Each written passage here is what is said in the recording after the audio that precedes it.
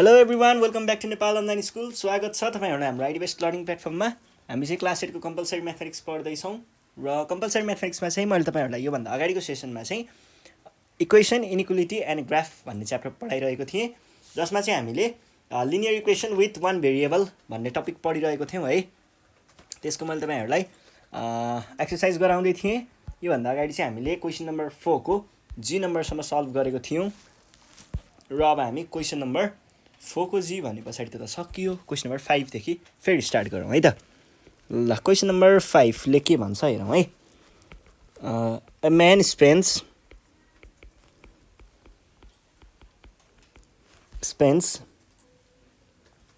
1/5 part of his income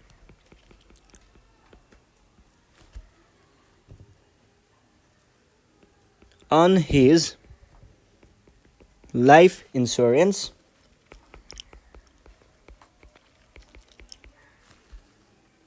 and 1/3 part of on food. If he deposits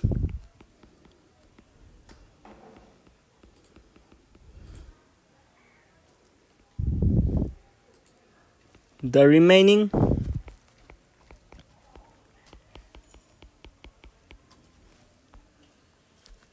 sum of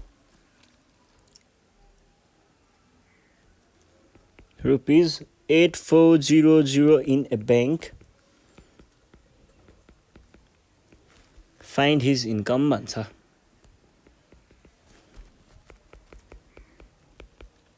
के भन्न खोजिरहेको रहेछ question एकचोटि पढौँ।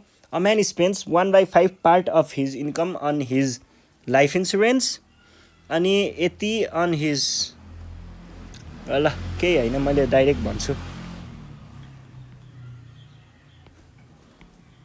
मैले के भने भन्दा लेट हिज इन्कम बी कति सपोज गर्ने ABCDEFGHIJKLMNOPQRSTUVWXYZ ABCDEFG। ल जी सपोज गरौँ है। ल जी सपोज गरेँ, यो जे सपोज गर्दा नि पाइन्छ कि, त्यही भएर राखेको है। भेरिएबल त हो, अब जेर गर्दा नि पाइहाल्यो नि। अब के भनेको छ, a man spends 1/5 part of his income भनेको छ भने पछाडि अन लाइफ इन्सुरेन्स। लाइफ इन्सुरेन्सको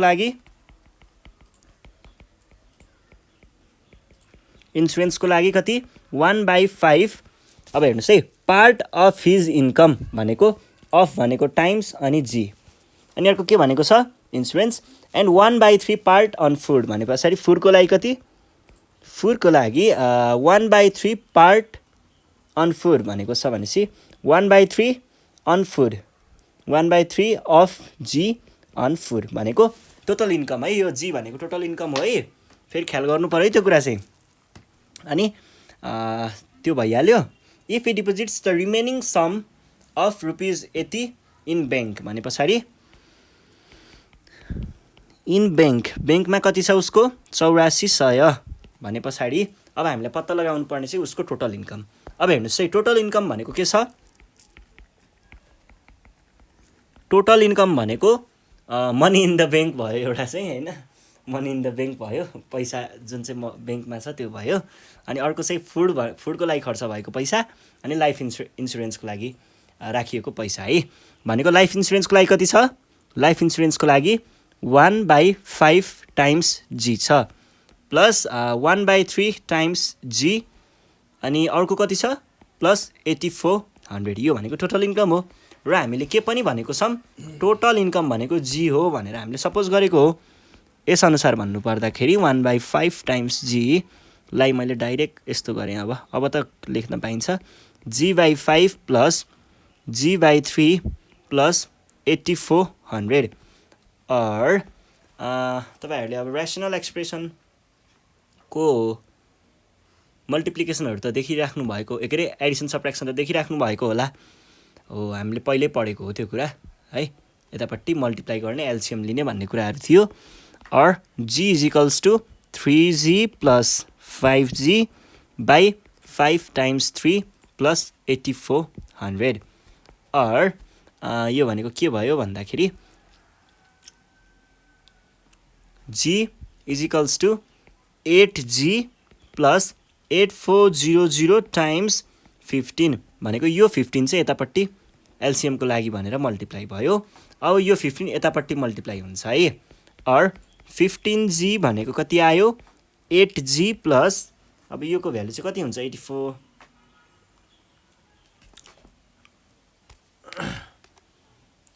यो भनेको 8400 टाइम्स 15 भनेको 126 1 2 3 है यो भयो।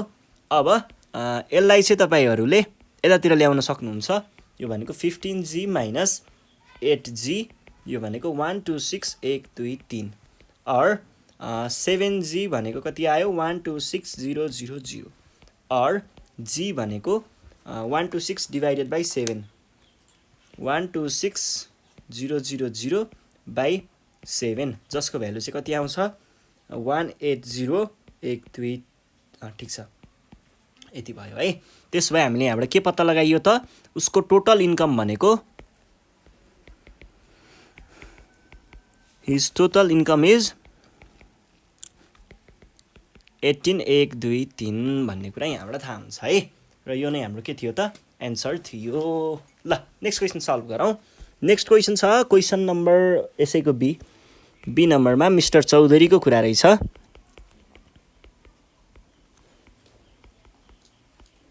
मिस्टर चौधरी के भनेको छ had some money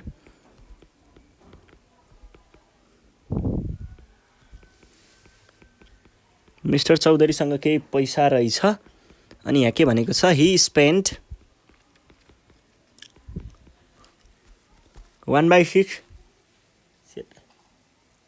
1/6 part of 1/6 part on his children's education and 1/4 part to run his family यो भयो। if he deposited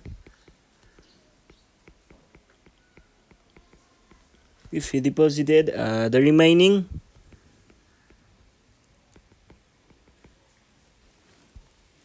sum of rupees 9275 in a bank, how much money did he have?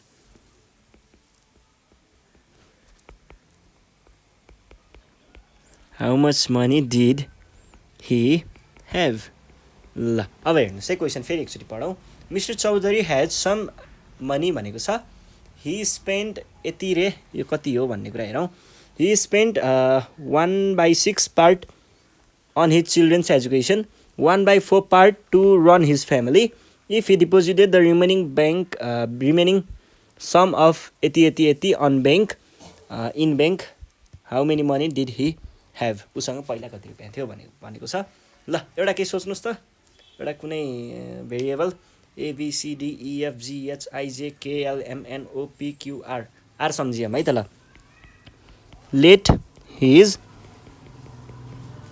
Income होइन let he has हो let he has rupees r उसँग r amount छ भन्ने हामीले suppose गऱ्यौँ। Then यहाँ के भइरहेको छ उसको आर को 1/6 हिस्सा चाहिँ बच्चा बच्चीको पढाइको लागि खर्च भएको छ है। r/6 हिस्सा भनेको चिल्ड्रेन्स एजुकेसनको लागि कति भएको छ चिल्ड्रेन्स एजुकेसनको लागि 1/6 part of r। त्यसै गरी फुडको लागि कति भएको छ 1/4 part फुडको लागि 1/4 part of r। त्यसै गरी अर्को के छ if he deposited the remaining sum भनेको रिमेनिङ कति छ 9275 बाँकी चाहिँ उसले ब्याङ्कमा राख्यो भने how much money did he have मैले चाहिँ आर भनेर सपोज गरेको छु है then total amount he has भनेको कति हो त एउटा चाहिँ उसले बच्चा बच्चीको पढाइमा खर्च गरेको अनि अर्को उसले खानामा खर्च गरेको प्लस उसले बाँकी रहेको ब्याङ्कमा राखेको है यो अनि हामीले फेरि के सपोज गरेको छौँ टोटल अमाउन्ट ही ह्याज भनेको चाहिँ आर सपोज गरेको छौँ भने पछाडि आर भनेको के भयो r/6 प्लस r/4 प्लस 9275 अब मैले के गरेँ भन्दाखेरि यसमा चाहिँ हेर्नुहोस् है r is equals to r into 4 plus r into 6/6 times 4 plus 9275 यो चाहिँ किन गरेको हो यहाँनिर एलसिएम लिने क्रस मल्टिप्लिकेसनको लागि यसरी अनि एक आपसमा पनि मल्टिप्लाई गरेको है यिनीहरूलाई ल यो कुरा बुझिहाल्नुहुन्छ तपाईँहरूले पहिलेदेखि पढिआएको कुरा हो r is equals to r times 4 भनेको 4r प्लस 6r/6 टाइम्स 4 भनेको 24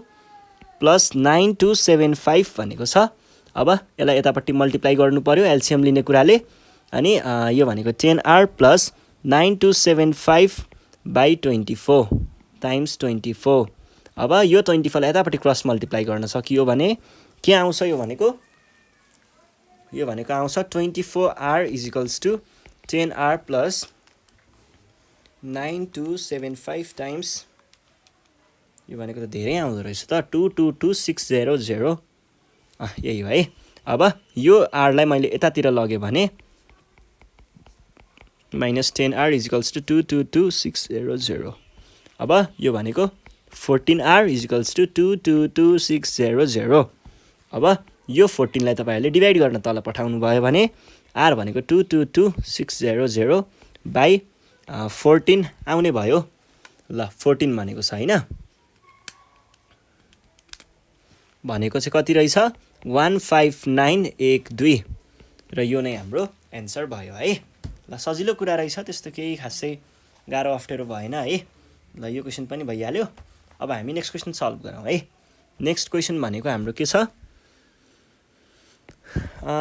6 number divide rupees 48,123 in the ratio 2:3 भनेको छ अब यो रेशियो पढिसक्नु भएको हो तपाईहरुलाई यो कुरा गाह्रो हुन चाहिँ नपर्ने हो मैले के भने म डाइरेक्ट लेखिदिए तपाईहरुले बुझिहाल्नुहुन्छ लेट द कमन मल्टिपल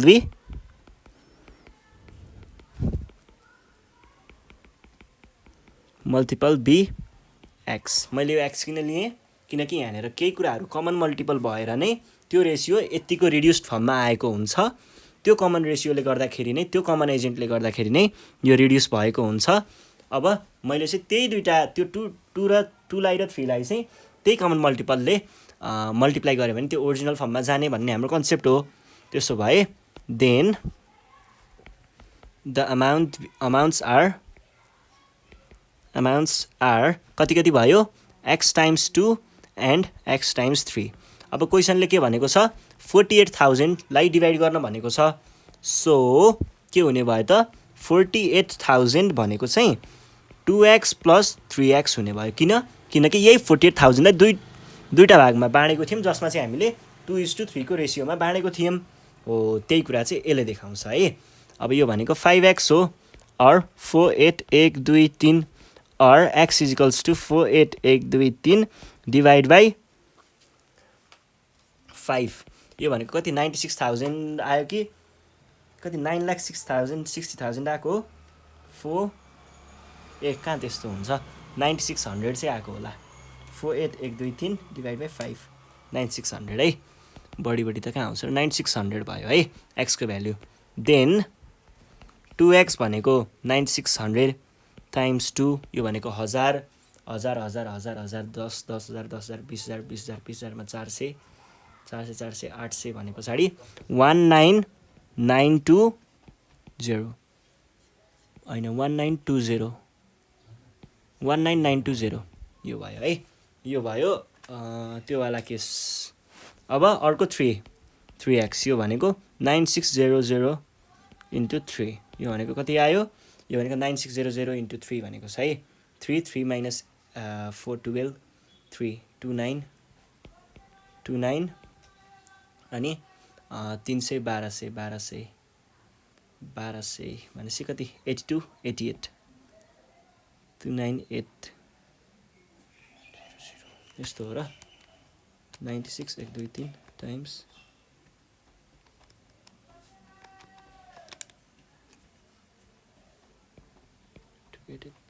ल यो मिल्यो है अनि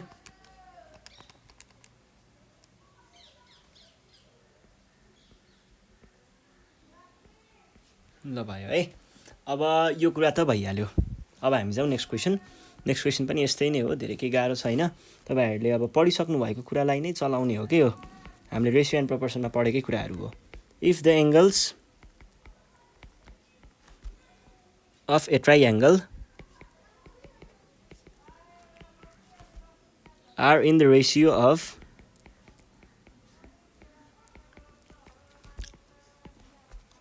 3:4:5 find them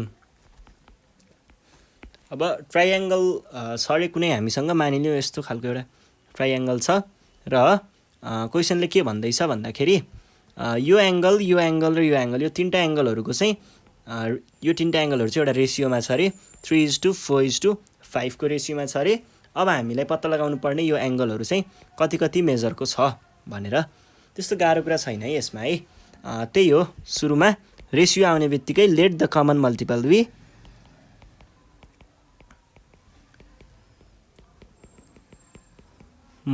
बी x भन्नै पर्यो त्यो भनिसके पछाडी के हुने भयो त देन द मेजर्स आर अथवा एंगल्स आर भनौं न The angles are 3x, 4x and 5x. यो भयो अब यसलाई चाहिँ हामीले के गर्ने भयौ त यो भनेको 3x plus 4x plus 5x कसरी 180 यो चाहिँ कसरी sum of angles of triangle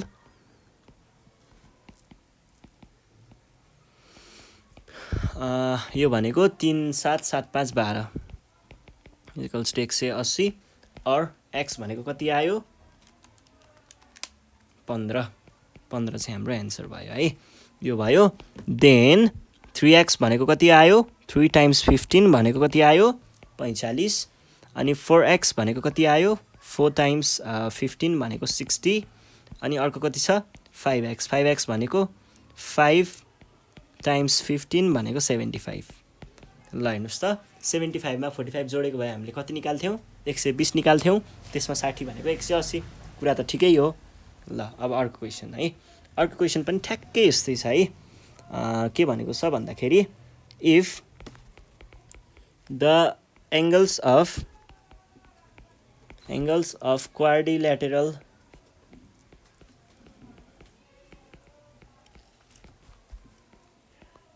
are in the ratio of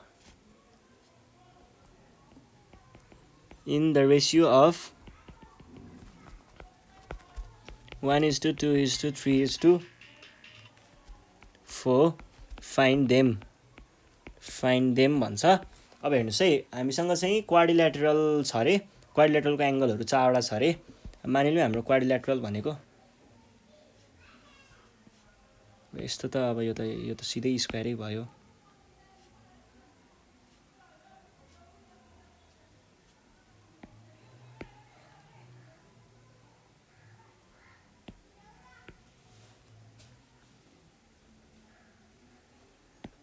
यसले पनि दिएन हो यो फेरि क्वाड्रिलेटरल भएन यतिका ल यो भयो अनि यो भयो है अब मानिलियौ हाम्रो यो एउटा क्वाड्रिलेटरल भयो र यो चारवटा मेजर भयो एंगलहरु क्वेशनले के भन्दै छ यसको मेजर भनेको चाहिँ एउटा रेशियोमा छ रे रेशियो भनेको 1:2:3:4 यसको रेशियोमा छ तपाईहरुले चाहिँ अब यो एंगलको मेजर चाहिँ पत्ता लगाउनु पर्यो कति डिग्रीको छ त भन्ने कुरा पत्ता लगाउनु पर्यो त्यसको लागि चाहिँ हामीले के गर्छौँ भन्दाखेरि सुरुमा चाहिँ let the common multiple be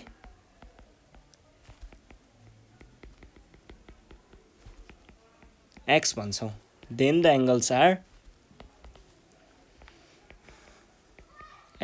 are के हुने भयो त एङ्गल्स, एउटा x, एउटा 2x, एउटा 3x र एउटा 4x। कसरी? यो भनेको चाहिँ यसले यसलाई मल्टिप्लाई गर्यो, यसलाई मल्टिप्लाई गर्यो, यसलाई मल्टिप्लाई गर्यो र अन्ततः यसलाई पनि मल्टिप्लाई गर्यो अनि निक्लियो 1 2 3 4 5। यो 1 2 3 4 यो यति चिज निस्कियो। अब हामीलाई के थाहा छ? We know x + 2x + 3x + 4x भनेको 360 हुन्छ। यो 360 किन? Sum of angles of quadrilateral. यो भएर है। अब यो भइसके पछाडि हामीले के गर्ने भयौँ त? यसको सम निकाल्ने भयौँ। 3 3 3 3 6 6 6 10 10x = 360 डिग्री और x भनेको कति आयो? 360 डिग्री बाई 10, 0 र 0 गयो, x भनेको 36। अब 2x भनेको कति भयो? 36 दुना 75 - 3 भनेको 72 अनि त्यस पछाडि 36 3x भनेको 36 तिहाँ 8 108 अनि अर्को के छ? 4x भनेको 72 दुना 144। ल यो चाहिँ हाम्रो मेजरहरू भयो है। र यति नै हो कुराहरू। आज हामीले यति नै पढ्छौँ। योभन्दा नेक्स्ट सिरिजमा चाहिँ हामी अब बाँकी रहेको क्वेसन 7 8 9 10 के कति बाँकी छ त्यो क्वेसनहरू सल्भ गरौँला। त्यतिखेरसम्मको लागि चाहिँ नेपाल अनलाइन स्कुल बिदा माग्न चाहन्छ। तपाईँहरूले आजसम्म पढेका कुराहरूलाई रिभाइज गर्नु पर्यो र त्यतिखेरसम्मको लागि म बिदा माग्न चाहन्छु। साथीहरूलाई भिडियो सेयर गर्दै गर्नु होला र सब्सक्राइब गर्न नबिर्सिनु होला है त। धन्यवाद।